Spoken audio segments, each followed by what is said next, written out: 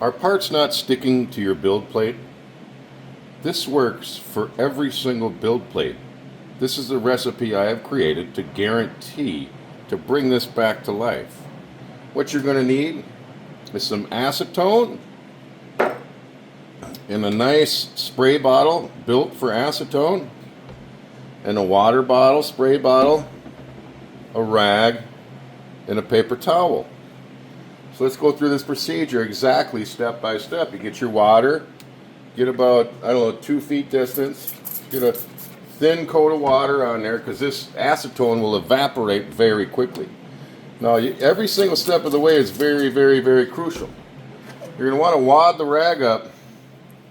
You want the rag to stay wet. Okay?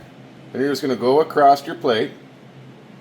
And you want to just ensure you're using that same spot. And the reason why, because now the acetone is right here on the end of your rag. Okay?